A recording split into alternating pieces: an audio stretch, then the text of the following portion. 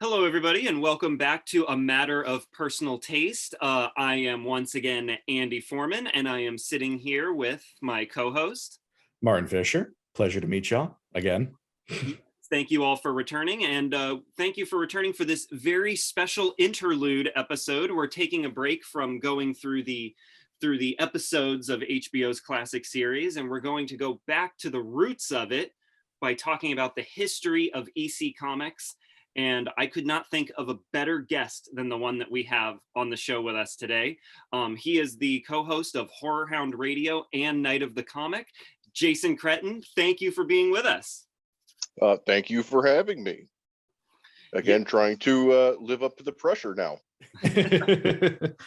I apologize. The non-existent pressure that you said. No pressure at all. Just don't screw it for us. Don't screw it for me. Now I become like an expert. No, this is the perfect trio to talk about this, because we are all like scholars of anthology horror and sort of comic book horror. That's something I think it's fair to say we've all grown up on. But Jason, if you would like to give us, just a little bit of your background on how you got into EC Comics and, sort of your history with the property, we'd love to hear. Well, I think many years ago on HorrorHound Radio, we may have done an episode about Tales from the Crypt. My history of it is actually pretty personal to me. I always credit the actual Tales from the Crypt television show for kind of introducing me to horror. I know that sounds weird because it wasn't the first time I've ever watched anything horror, but it was the thing that kind of got my attention at a young age. Before Tales from the Crypt, I obviously had seen Jaws and all the other typical things. But when they started showing the HBO show on syndication at late night on the Fox syndicates here in Ohio, heavily edited, this has got to be like very early 90s. I was instantly hooked. I knew it was based on a comic then, just because I was much more into comics than I was horror at the time. And, seeing stuff just at comic shops I'd go to, but never ever picking them up. So really, I started looking at back issues of EC Comics because of the HBO show. And from there, like you said, I was pretty much instantly hooked. And were those back issues you were looking at? Were those the Russ Cochran reprints, or were you fortunate enough to be able to get your hands on original copies? No, oh God, no. No. You just have a couple $1,000 lying around. A goal of mine in all of my 30 plus years of collecting comics, and not going to sound like, I'm a hardcore, thing like that. I guess I am kind of a hardcore comic book collector, but I've seen your Instagram. Yes, that was always a goal of mine, was to own an original EC comic, or I should say like at least an EC horror comic. And about 7 years ago, I finally came across one that was actually complete. So that kind of became the crown jewel of my collection. So yes, I do own at least 2 original EC comics. I'm very grateful that those issues made it past all the mothers that were burning them in the 50s and made it 100%. That is actually one of the main reasons why I wanted one, was to just have a piece of history like that. Isn't it cool to think that like these are almost contraband at one point in time? Yes. Controversial opinion that I have said on some of my podcasts before. If you want to get technical, I could see why. I could see why parents might say, "What in the hell are you reading?" Yeah, that's fair enough. I remember one time I went to a comic book store and they wouldn't sell me one of the Russ Cochran reprints because of the cover. I was a little kid at the time. I was in like 6th grade, and they wouldn't sell it to me because it was one. So of the... what were you, like 12? Yeah.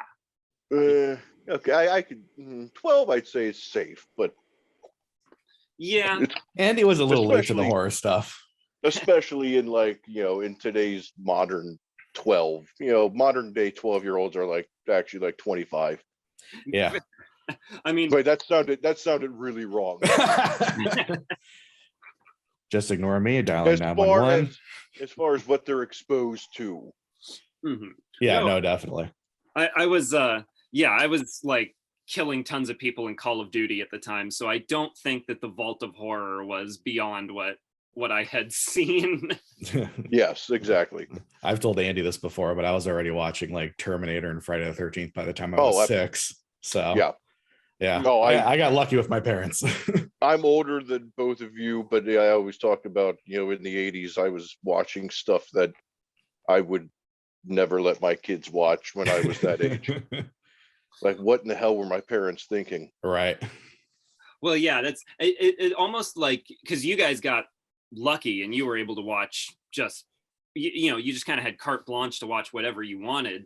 I, on the other hand, like I kind of got started with like Universal Monsters, then Atom Age horror, and then I had seen like Jaws and Duel and stuff like that. But then once it started to get into like like the more R-rated stuff, my parents kind of pulled back on it. So I think that's like a part of like why Tales from the Crypt appealed to me so much, is because they're like, well, it's a comic book, it's it can't be that bad. But then like when you're reading it, you're like, oh my god, like, some of the most gruesome shit I've ever see. Like my parents probably, well, I again keep repeating this, I've told this story before, but when I was very young, up until about 10 or 11, probably around 11, I was scared of everything.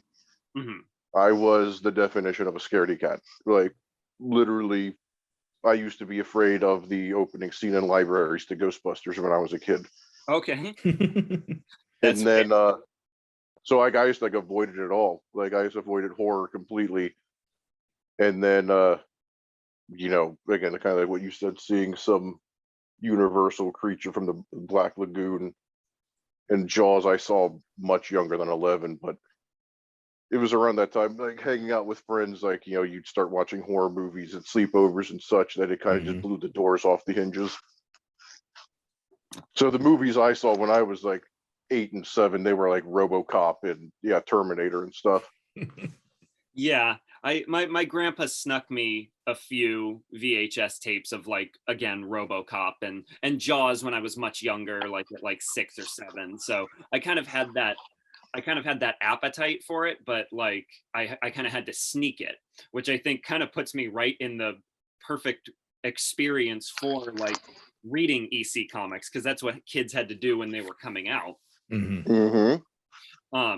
So Jason, we were also going to go over just the sort of history of EC Comics as a sort of as a brand and as a publisher. And I think it's kind of funny, like if we're going to take it right back to the beginning, we're talking about like how they were contraband and people were burning them at one point. It's funny that they started out actually as educational comics. Yeah. Yep. Well, I mean, I guess it depends on what your definition of education is, Yeah. No, they were still doing their job right. We're just educating in a different way. Exactly. Just that guy, the standards of typical society education. Fair enough. Yeah, I mean, like I will say that Tales from the Crypt and shock suspense stories are a little more exciting than like picture stories from the Bible. But that's funny. I was literally just about to say that, like, the stuff they did publish, literally picture stories of the Bibles and famous funnies and such. Yeah, it's stuff that's like it's stuff that makes like Charles Schultz Peanuts look edgy. Yeah, it makes Peanuts look like Tales from the Crypt. Exactly. Well, what's kind of interesting is that like that shift towards horror and science fiction and all that really didn't come till Bill Gaines took over from his father Max. Yes. Yeah, and I remember, and not to jump the gun to the conclusion of the the burning of the comics, but I do, anytime I think of Bill Gaines, ironically enough, I think about when he was called up to trial to Congress to testify in front of Congress about the content. And because I there was like documentaries I watched many years ago, and then I just hear other comic readers talk about it. Like, as much as I love and respect the guy, his testimony really should be what caused the burning. When you listen to that, like, he was just saying the dumbest stuff up there. Yeah, his argument was really bad. I remember reading about that. Yeah, like, you can see footage of it. These people are asking him, holding up the, the classic covers of the, the husband holding the wife's head. Right. And saying, so you're saying this is okay for a child? And he says, yes. And it's like, no, Bill, come on. Yeah, he didn't have the best he didn't have the best way of interpreting himself. I was actually watching a documentary on this just earlier today where Mark Waid compared him, like the way he came off, he compared him to Nixon during the debates. That is actually pretty brilliant. Yeah. Yeah, and that's actually his testimony before Congress is where we get the title for this podcast too, because he says that, like, some of you might not like these, but that's a matter of personal taste. And I think that's good. I think that just represents, Tales from the Crypt and what EC was trying to do as a whole. Like, you're not going to take these comics home and give them to your aunt or something and be like, check these out. Like, no, these are meant to be read like with a flashlight, like, or stuffed in your backpack at school. I've had, because I've helped raise children. I have 2 children, and I've had many people ask me over the years, what do you recommend? Recommend horror movies for my kids and such like that. And it's just a matter of personal taste. What are you comfortable having them watch? You might have to have conversations with them. That's my big thing, is it's confronting a thing of, like, just parents talking to children. Yeah, let your kid read some EC comics. Let them know this is fiction. This is just a story. This isn't how we act in real life, and there you go. Right. It's weird because horror can hit people in different ways. And, you think about, like, the first R-rated movie I ever saw was Alfred Hitchcock's Psycho, and that's, like you were saying, like, if I grew up playing, like, Call of Duty and stuff, like, there's nothing in Psycho that's going to, right, be new to me. Well, exactly. And I had this conversation many times that, my 3 main hobbies are horror movies, comic books, and, like, heavy metal music. All 3 things have at one point been accused of, the downfalls of society. Where it's you're getting into that debate where pop culture does not create killers and psychopaths. Right. Well, I mean, it all stems from that discussion of, like, how much do you want to, what do parents want to talk to their kids about? And in the 50s, there was no way in hell a parent was going to talk to their kids about this. Nope. But again, to go back to play somewhat of a devil's advocate, like I said in the beginning of this, I would understand, especially a parent in the 50s, when you see the comic book cover of a man holding his wife's head, might being a little bit taken aback by it. Sure. Absolutely. Now, having said, I don't know if I would take it to Congress, but still. Right. It'd be like, this art shouldn't exist. Yeah, that's not burn it, but still might say, like, hey, where did you find this type of thing? Right. Maybe a little bit more discretion when selling it, Yeah. It's all required, not the burning part. Exactly. Yeah, just cut the burning out. Yeah. The overarching trying to destroy it, probably not the best way of going about that. It's probably more effective. I've shared this story before. When my son turned, I think it was 12 or 13, I started sitting there thinking, like, it was around that age that I really started getting into, like, some pretty hardcore horror, like Evil Dead, Romero, all that stuff. It was 12. That's how old he was. On his birthday, I remember saying kind of just that, like, hey, when I was turning your age, I was watching a lot of stuff. I was like, why don't you go downstairs, find a couple of horror movies that you'd always seen on my DVD shelf, and maybe we can watch them. We'll see what they are. The 2 movies he picks, Henry, Portrait of a Serial Killer, and I Spit on Your Grave. Wow, he was ready. Yeah, so I said, why don't you go back down and pick 2 different ones? Maybe we'll save those for your 18th birthday. maybe a little creep show or something like that. Yeah, why don't we? Yeah, maybe Dawn of the Dead. Comes back up with Human Centipede. Like, what about this one? Okay, now I don't even know where you're finding this stuff. Men Behind the Sun. Right. A little Cannibal Holocaust to start. Yeah, it's just, but again, it goes to what we're talking about. It's like, it's just be honest and have conversations and such. Mm-hmm. It's okay to say you're not ready for that just yet. Right. You know what always kind of astounds me about EC is that they couldn't transition towards is that like I remember back in like the 70s, Marvel would publish like The Punisher as like a full-size magazine, so that way it was under the, you know, under the, it was their way around the code. And I just wonder why wouldn't EC try something like that, because they had Mad and that was already transitioning into a magazine. I don't know why they wouldn't, because they didn't have Stan Lee behind them. Yeah, like, sorry, I love Bill Gaines, but he was not Stan Lee. That's very true.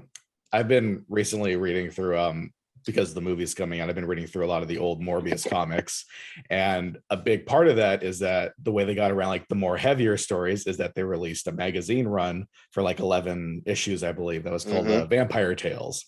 And you know, it had like the Morbius was usually the main star of the comic portions of it, and they would have like a bunch of little other smaller horror stories along with it, all focused on vampires, but they were a little bit more out there than when I was reading like the mainline Morbius comics that were in the same collection, where it's just they were able to get away with a lot more and go a little bit more into the horror route. So yeah, I'm surprised they wouldn't have done that, but I mean, yeah, you're right. Bill Gaines was not Stan Lee, so yeah, it also, I mean, you hear the stories and they seem very true that, you know, when the Comics Code Authority was created, it was pretty much created specifically to take EC down. Right.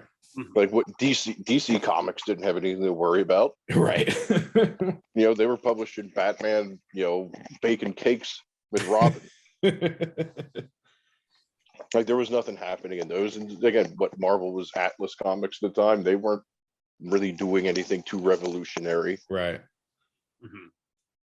Yeah, it's different when you're publishing like Ziggy Pig and Silly Seal versus when you're trying to like perpetuate a horror comic line.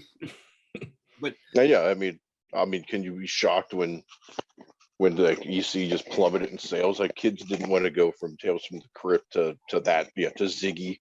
Yeah, and you know, I've read some of the post Comics Code EC titles, just, you know, like Piracy or like MD or like, you know, just these like really like neutered stories. And the sad thing is like one of the things I always say about EC, and we've discussed this on this podcast a little bit already, is that like so much of the power of EC comes from the style in which they're done. Like, you know, as I reread them as an adult, like a lot of the stories aren't like brilliant little horror pieces. Like they're pretty, you know, some of them are pretty standard horror stories, but like the artists that they got to execute these are really what sets them apart. And you cannot, like, I don't think you can really recreate that. No. I don't know. You're asking an artist to, you know, do such simple stuff, you know, when you're going from, like you just said. Yeah, you already just said. You're 100% right. Right. And, you know, I think this is like a way that like a lot of anthology horror that has tried to imitate EC, I think this is where they sort of fall short, you know, with the exception of like Creep Show and the HBO television series. I think a lot of like anthology horror that tries to imitate the comic book style doesn't really understand that it's, you know, the filmmakers seem to just be trying to imitate the aesthetics of the artists without realizing that, like, no, it's the artists themselves. It's this art, you know, just because, you know, you frame it like a comic book panel doesn't mean it's going to have the same impact as, like, you know, when Graham Ingalls draws like a decaying corpse coming out of the ground. Exactly. Right. Well, I mean, you got to look at it this way. Imagine if they started an EC Comics line today that was like remaking essentially the old comics. Yeah, it would be cool to They've see done these. that. Oh, they have? Yep. Wow, I didn't even know that. They did not. It was like probably about 10 years ago. Oh, Was it the same They did. stories?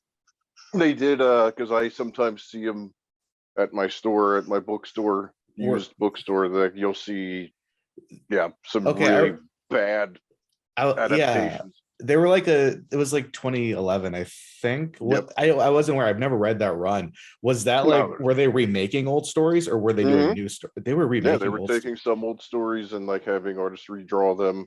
Oh, well, then that just adds to the point, I guess, is that, they they lose so much of their impact because you're taking it out of the time that they were made from. And then you're also applying, art that doesn't really has a totally different flavor from what made those stories memorable. It's like, taking, Psycho was major in the 60s and that changed, horror history and for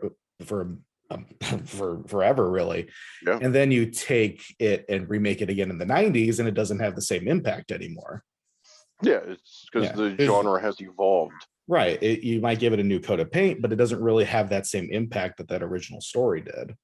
And kind of going to what you were saying, Andy, I mean, I do think, in a perfect world where comic books, sold hundreds and thousands of copies still, I think if they try to relaunch like a Tales from the Crypt or any of the EC, it could work, but you need to put the top talent on it.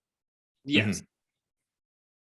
Yeah. Like you were saying, don't just use it as like a springboard. Don't just try to piggyback off the brand name. Right. Well, it's sort of like why Creep Show works, because you have literally George Romero, Stephen King, and Tom friggin' Savini. Yeah, exactly. So it's like even if they weren't making an EC Comics movie, they still would have made something awesome. But going back a little bit to what you were saying, when the EC was being published, that was still in the era of where people didn't care who was making their comics. Sorry, you're probably going to hear a lot of dogs barking in the background. That's okay. But people weren't concerned with who was drawing the comic. It was kids, and I'm going to even say when I was a little kid, I didn't really look at the artist or the writer. Mm-hmm. But then by the time, Marvel, in the early 60s came about and started putting them, creators first, EC was already done. Mm-hmm. It's not until you got the generation that grew up with EC Comics and, generations after that, they started going back and say, wow, who were these guys? Right. Well, I think it's kind of interesting. You're talking about like how the genre evolved and how the medium of comic books evolved. And it's so sad that EC Comics was sort of cut down in its infancy and wasn't allowed to grow throughout the Silver Age the way that Marvel and DC did. But also, like, I think what's so important about EC Comics is that their ultimate fate of like, being banned and sort of, withering away almost adds to the legend of them. Like, yes, because you're talking about like, changing history technically. Mm-hmm. Someone could argue, superheroes kind of took back off because there was a void that people were looking to fill. Right. That was left by EC. Horror comics had their chance. They were hugely successful. They got taken down and there was a huge void. People didn't want to read teen romance. So if EC kept going, God knows what the comic industry would have done. Right. And if they had started to get into like serialized storytelling with like ongoing story arcs, the way Marvel experimented with, in the 60s and everything, like who knows like what Jack Davis and Graham Ingalls could have come up with, Now, I would argue it would have been really cool to see some of those guys come over to like Marvel or DC. Oh yeah. Mm-hmm. Like specifically those two. Those are like my two favorites. Mine too. And you can draw like a direct line from Graham Ingalls to Bernie Wrightson to Kelly Jones. Absolutely. Oh yeah, definitely. Yeah, so the influence is still felt today. But like if we're talking about like when EC was like at their tip top, like at their prime, I think it's important to emphasize that like this was a time when DC and Marvel didn't have the complete monopoly that they do No, today. Like absolutely. this was at a time when like Captain Marvel was outselling Superman, you know, or right Yeah, around. 100%. Yeah. It's a lot of people fail to, think of that. And I mean, I'm obviously I wasn't born during the time, but yeah, it is like it's hard to imagine a time like that where it was like there were multiple, comic book companies that were thriving. Again, look at Archie Comics. Right. Yeah. Right. Archie Comics now is just such a niche market, but they used to be up in the top 5. Right. And it's interesting that EC was dominating the market by almost doing this sort of, tasteless in the eyes of the public at the time, like this sort of tasteless, lurid material. And I think it just kind of speaks to like why horror is popular in general. Like back then people didn't understand it, and nowadays, like, people still to a degree don't understand that. Like, no, you don't understand, like, because they blamed it for the rise of juvenile delinquency and all that crap. And like Frederick Wortham was calling Superman a fascist and all of this just, stupid theories that he had. But like, go ahead. Oh, go ahead. No, I was going to say, like, Stan Lee covered that wonderfully when he talked about Wortham blaming juvenile delinquency on comic books. But he said, because every juvenile delinquent that was interviewed said they read comics. And Stan Lee said, yeah, they all drank milk too. You didn't see him blaming that. Right. I mean, I wish he would have testified before Congress instead. Right. Oh my God. History would have changed for sure. Probably he would have been pretty young at the time still. Still would have done better than Bill Gaines did. True. Yeah. I mean, yeah. And, it's interesting, like, because I've watched some of those hearings that Bill Gaines was a part of as well. And like, you're right. Like, I love the guy. I respect the guy. Of course. But he really did drop the ball. I think he just shouldn't. I just don't know why he's, again, I guess he thought he was going to go up there and, save it, but he just kind of fell on the sword. Well, I mean, you listen to him talk, he definitely doesn't seem like someone that would be comfortable doing that kind of presentation in front of, an audience of people that are going to deem whether or not you can continue making your artwork.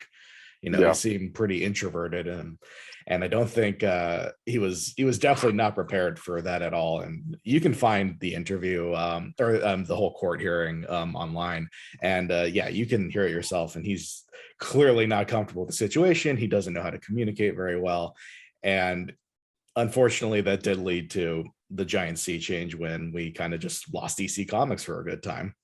Yep. Yeah. I mean, actually, I remember. I still have it. I haven't watched it in many years, but on the first season of Tales from the Crypt on the DVDs, there's a short documentary about the history of EC on there. Mm-hmm. That's definitely worth checking out. Yeah, and I think it can be found on YouTube too. So anybody that's listening to this can just, Google EC Comics documentary, and they cover sort of the wide breadth of what they had to deal with at the time, much more in depth than we can do right now. But like, I think it's interesting that, like, you were talking about how the comics code was specifically designed almost to take EC out of business. Mm-hmm. And I can see why Bill Gaines would have that sort of abrasive attitude, because he revolutionized his father's company, and he's like the typical success story, like, in terms of shifted the direction of comics. Absolutely did. And I mean, in all fairness, because he could see the writing on the wall, right? He could see that they were coming after EC Comics specifically. That's who they were holding up in court. Mm-hmm. Are the covers to EC Comics. So every other comic company besides a handful, could say, of course, we'll make our own committee. And all that, because it goes what I said, DC and Marvel or Atlas at the time didn't have anything to worry about. Right. Yeah, Right. sure. We'll make up our own little code. Yeah, and it'll be totally arbitrary and just, you know, whatever we feel is appropriate. But it's so sad because you look at, like, it's almost overnight, like the way comics change. And you know, it's a little less noticeable with something like Superman and Batman, because like you said, like Batman was like choosing which rainbow suit he was going to wear at Sure. the time, you know, or Superman was like, gee, Lois is mad at me, I don't know what I did, like, you know, like that's where it was at the time. But like you look at EC, and it's just overnight they're just neutered, and it's so sad to see that happen. Yeah, like you said, some of the books that they were putting out after the horror boom or after they were neutered were just like, no one's gonna read Medic. Right. You know?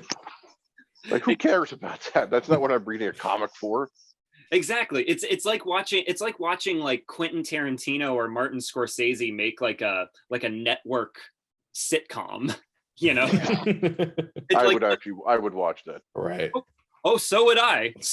But I also read Piracy and MD and Psychoanalysis. So But yeah, I mean, can you imagine being a kid at the time and, you know, obviously like not paying attention to the news and like going back up to like the corner store to pick up EC comics, and instead you have like emergency room.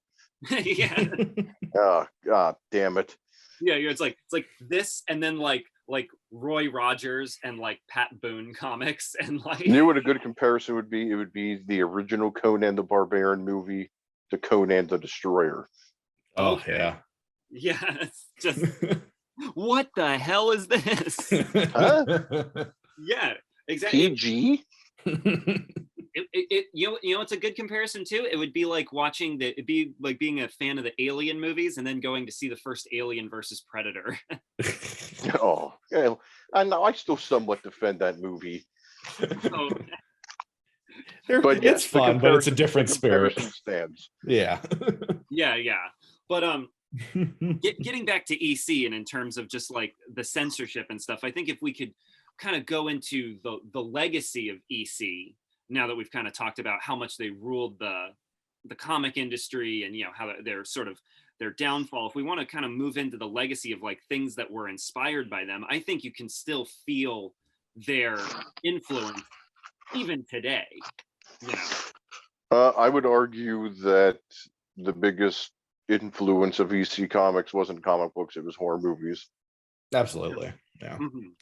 Yeah, I mean, you didn't really get a big wave of, you know, horror again in comic books, at least until, you know, the indie market. And I would even argue probably like early 80s when you get to some real obscure, you know, indie labels popping back up. Right. You know, but then again, through like the 70s and 80s of horror movies, that's where we got the biggest influences.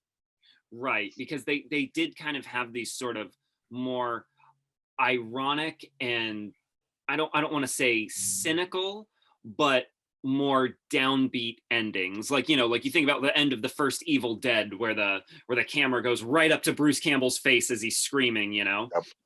And well, all of the classic, you know, quote unquote masters of horror, you can tell we're all children of EC. Mm-hmm. Definitely. All, you know, yeah. Toby Hooper, George Romero, John Carpenter, all of them. Yeah, and I think what's so great about EC is it's sort of like I grew up as a big Goosebumps kid. You know what I mean? Because I was born in the late 90s, and Goosebumps was everywhere. And that's sort of like a great place to start. But after like, and I love Goosebumps, this is not a criticism at all, but like once you get past like 7 or 8, like Goosebumps doesn't really do it for you anymore. Right. And you discover something like Tales from the Crypt, where it's not like, again, like you were talking about with your son, it's not Henry Portrait of a Serial Killer. It's not something that like I can't imagine a kid like reading Tales from the Crypt and like being afraid to go to bed at night. You know what I mean? Like it's just so fun. But modern it also day, yes, I agree with that. Yeah. Yeah, modern day kids. I didn't go to bed scared of EC comics as well. Sure. No, I saved my nightmares for like the Tim Burton movies of like Corpse Bride and Nightmare Before Christmas, but that's That's a whole other conversation. Well, Yes, I'll say the 70s EC Tales from the Crypt movie certainly kind of stuck around with me for a while because I saw the Santa portion of it when I was like 9 or 10. And it's such a good movie. It's a great movie, and it's a lot more serious toned than the HBO series. So I saw that very young, specifically the Santa portion of it. And yeah, I never forgot that one. That one kind of kept me up a little bit, but that was just because I was so young seeing like a very heavier version of that kind of story. I always go to like I was saying before, when I was a kid, I was into like the 80s action movies. And I remember recording Commando off television. And obviously that was a very censored version, and I just watched that copy forever because I was like, oh, I have Commando, why would I go rent it? And then the first time I ever saw the actual version of Commando, and you're watching, Arnold Schwarzenegger come out of a tool shed and just massacring, mutilating, an army, I was a little bit like, oh, that's what I was missing. Okay. And it was kind of the same exact thing of the Tales from the Crypt show. Like I said, I started watching that on syndication. Because I didn't have cable growing up, so I only got cable when I went over to a friend's house. And the first time seeing an unedited version or an unedited episode of Tales from the Crypt, I was like, holy shit, like this is actually like bloody and gory. Right. And I think what appealed to me about Tales from the Crypt, the show, is exactly what you're talking about. Is we've talked about this on previous episodes, so I'll make it quick. But like, I rented the seasons from the library on DVD. And like my parents, they mostly were just like, yeah, anything R-rated, like while you're still in elementary school, like not going to happen. But like, they're not like scholars of horror. They don't pay attention to all this stuff the way that we do. So like in their minds, it was like a vague memory of Tales from the Crypt as like kind of that silly horror show from the 90s. So they're like, oh yeah, you can watch that. Like they put it in the same category as like Twilight Zone. So like I'm taking Tales from the Crypt home, and at this point in time, I had this little tiny TV in my room with like a DVD player. So, and I was watching them with like bowls of popcorn and stuff. And then all of a sudden, you have like this graphic violence and nudity in there, and you're like 11, and you're like, okay. You're like, hey, my parents let me do it. It must be okay. Right. Exactly. And it's like a quantum leap, like in your horror experience. And the one thing I like wanted to touch on, especially with you as the guest, Jason, is that like Tales from the Crypt seems to come in cycles, whereas Tales from the Crypt, the comics, were sort of born out of this very clean cut 50s era, of everything. Like, again, we've talked about Batman was picking out a rainbow suit, and then sort of Tales from the Crypt in the late 80s and early 90s was also born out of a more clean cut era of horror where like Friday the 13th are getting like chopped. Yeah, towards the end there.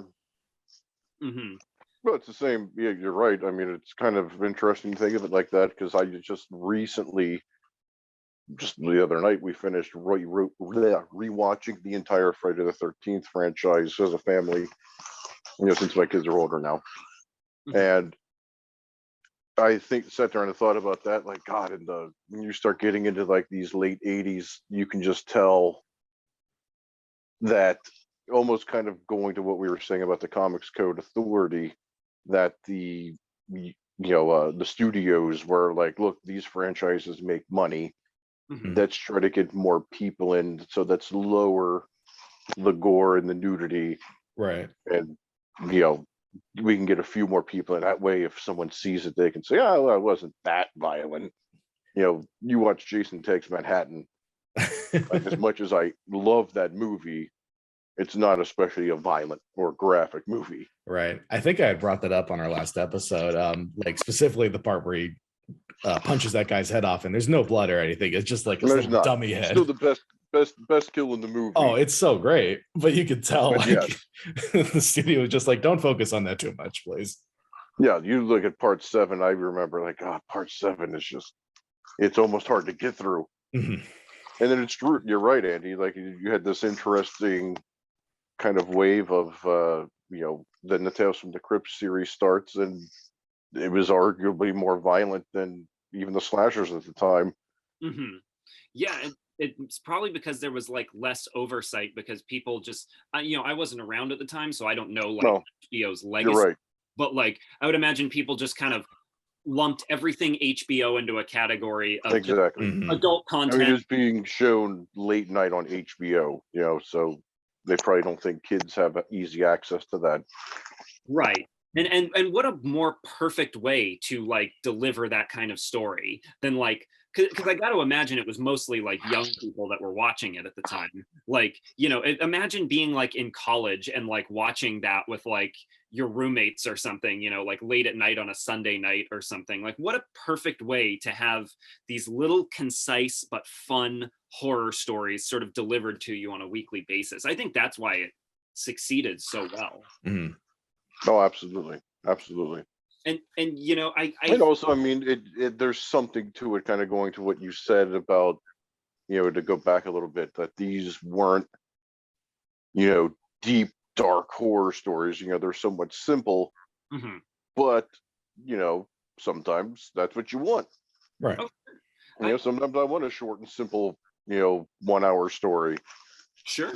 I mean, we're all comic book fans here too, and I think like one thing I always like sort of have debates with some of my friends who are also into comics, but I'm like, conciseness and brevity is a virtue sometimes in storytelling. It's not, people tend to think like the shorter something is, the simpler it is, and the simpler it is, the less intelligent it is or something. But it's like, you go ahead and read me a Richard Matheson short story and tell me that doesn't have as much depth and as much, skill behind it as like whatever 1,000-page novel. No, yeah, that's a whole different topic. I mean, you could go into a list of, the greatest, one-issue stories of comics of all time. Right. Exactly. I miss those good old days where you could tell one story in a single issue instead of, writing for the graphic novel like comics do now. Right. Me too. I mean, lately I have been watching a ton of The Outer Limits, and I'm a huge fan of like the Twilight Zone, and I've been reading like a lot more. Most of my comic book reading has been like classic comics from the Silver Age lately, and there's something that it's almost harder to pull off, like getting people to come back every month when there's not an ongoing. Sure. I mean, I sit there and I think like, my thought goes to like Garth and his Punisher. Like, you have the classic, Never Fall Down in New York City. That was Garth Ennis's like kind of reaction to 9/11. You got Alan Moore's The Man Who Has Everything. These were one-issue stories. Right. Well, I think you're correct, Andy, in that it takes a lot to bring readers back when it comes to these one-shot kind of stories. I mean, my favorite comic run ever is the Jonah Hex Jimmy Palmiotti run from the 2000s, and that was literally made of one-shots. And if you Punisher did anything else with Jonah Hex, it wouldn't have worked. No, absolutely not. Yeah, that was just, they got it so perfectly done, and they were able to do such a long run up until everything got rebooted in 2011. And yeah, there's just such a talent that has to go into that to be able to pull in readers consistently. And I think that's a problem with comics in general nowadays, is they kind of focus too much on telling these 150-page stories that you could probably do in half the pages. Oh, it drives me absolutely nuts when I'm reading a modern comic and I come across like, God, like you just stretch that story out. Like that one issue could have been told, easily in like a couple panels. Yeah, but I mean, again, the argument is, I understand that comic companies nowadays know what side of their bread the butter's on type exactly thing. Yeah, and that's another thing about like sort of brevity and horror storytelling, is that and with the rise of the internet, everything is accessible to everybody now, so it's less of a hard and fast rule like back in the 50s or back in the 80s or whatever, because now you can watch something that's incredibly disturbing, or you can watch something that's just kind of a fun horror story, and one doesn't necessarily have to rule over the other. But I do think that like a lot of mainstream horror, and I'm gonna sound like super pretentious, so I apologize. But like a lot of mainstream horror, like is feeling very same-ish to me lately. And like I can't tell you how sick I am of seeing like CGI ghost kids like contorting on the ceiling and like jump scares and all that stuff. And so like I feel like something like Tales from the Crypt has a potential to make a comeback right now that horror is kind of in this sort of transition state. I'd say that there's a possibility of it, yes. I mean, like if HBO announced like a new series, obviously you're going to get my attention, right? And you get a lot of people's attention, but they'd really have to put their top talent on that. Like, right. Yeah, they can't just go like, oh, anybody can do this. They have to get the best of the best, the masters of horror to do it. Yes, exactly. You get like modern horror, like American Horror Story, for example. People call that anthology because a season is now, every season's different, which I think is interesting. I don't like this season, I'll just wait to the next one. So, I mean, I guess, you're right. It could be argued that if they did that on a smaller scale, maybe like 2-3 episode runs. Right. Right. And like you said, get like top talent. Like I want to see like S. Craig Zoller do an episode of Tales from the Crypt. You know what I mean? Like, because I have this saying, and it sounds pretentious as hell, so I apologize. But I always say like horror should never be an excuse. It should always be a promise. And I feel that like because horror is so malleable and also often very, very cheap to make, there are people that have a very cynical attitude when making it, where it's just like it's horror, it doesn't matter, like we can get enough teenagers to watch it and make money off it, like fine, like and that frustrates me to no end, because like you said, I could see how a Tales from the Crypt reboot would go very wrong, and it would just be like the cheapest, simplest horror stories without any like creativity in them, and I would not want to see that. I don't know, because we always talk about me and Nathan from HorrorHound and Aaron were talking about that horror, even during the pandemic when theaters shut down, horror movies were the ones that were always surprising people. Right. Yeah. It goes to what you just said. You can put $10 million into a single horror movie and make that back your opening weekend alone. There you go, you have a success. It's like always quote unquote saving the theaters type thing, or like the low budget horror movies that shock everyone with how much they did. Right. Well, yeah, no, that's not a criticism of low budget horror. I'm more like saying like I would not want it to be like cynically done. Got you. Like just to use the brand of like, oh yeah, we throw in sure. Throw in some tilted camera angles and some red and blue lights to make it look like a comic, and it'll be good enough. The last thing I want to see is like The Conjuring introduces Tales from the Crypt. Right. Yeah.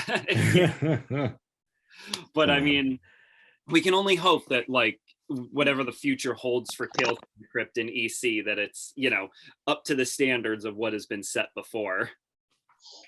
You know what? I'll make a somewhat controversial topic if we're wrapping this up. Sure. That I have entered the phase of my life and with franchises that I'm okay if Tales from the Crypt is just left alone now. Sure. Right. Like we have great Tales from the Crypt, we have great comics, we have great shows, we have great movies. Let me stress, Demon Knight, one of my all-time favorite 90s movies. Great movie. I remember seeing that in theaters and holy shit, that was amazing. But I'm okay if Tales from the Crypt just gets left alone now, or even just any EC. I think we're all kind of using Tales from the Crypt as the overview of just all EC brand. Sure. And I completely agree with you, Jason, because like I particularly franchises that are so singularly one or few voices, like because like Batman, Frank Miller doesn't own Batman, Jeff Loeb doesn't own Batman. Like Batman has been built up through, you know, collaboration in a history, but something like Tales from the Crypt hasn't, you know. And like I tune into the Twilight Zone for Rod Serling's voice and like creative voice, you know. Like I don't need people trying to imitate that. Like if I need more Twilight Zone, I'll go to the Outer Limits or I'll go to Night Gallery. Sure, there's plenty of content. Yes. And I completely agree with you, Jason, that like unless someone had like a creep show, and by that I mean like Stephen King, George Romero, Tom Savini, unless they had like a creep show level creative team who would like really want to do something with it, I'm okay with it being sort of left in history too. Yeah, just let it. Yeah, that's a good way of saying it. Let it go to history. Yeah, right. And it would be nice to see it come back, I suppose. But at the same time, I do remember that, like, I'm sure plenty of people thought it'd be nice to bring Twilight Zone back, and it never really worked again. So I'm fine with letting it go away. Yeah, it's again, just let the franchises go. Yeah, and you know, like if you're looking for Tales from the Crypt, don't look for something that has the brand on it. Look for the creators that are influenced by it, because John Carpenter's The Fog is way closer to Tales from the Crypt than, like, you know, say that 2011 comic that actually was called Tales from the Crypt. You know what I mean? Yes, very much so. Yes, but yeah, and that's the best way we could probably wrap this up, is that, you know, EC is, even if it's not around as a brand as so much as it was, it is still around, like, in the hearts and influence of everyone who grew up on it. So Tales from 100% in our heart. Yes, it lives on in all of our horror loving hearts. but Jason, thank you for doing this. Thank you so much for doing this. We had a great time. Thank you for having me. Sure.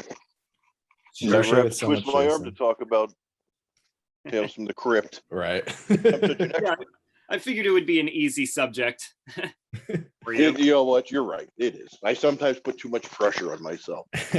No, you did great, and it's you know, this is my favorite episode by far. So thank you. Oh, anytime. Yes, and thank you to everyone that has listened to this episode. You know, I've been Andy Foreman.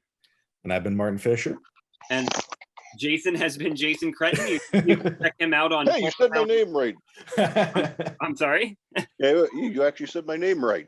Oh, good. Oh, awesome. I mean, I'm very glad. That's the only way I've ever pronounced it in my head. So. But yeah, you can catch Jason on HorrorHound Radio and Night of the Comic. And you can also catch us on our next episode. So thank you, everyone, for listening. Thanks, guys. Take care, everyone.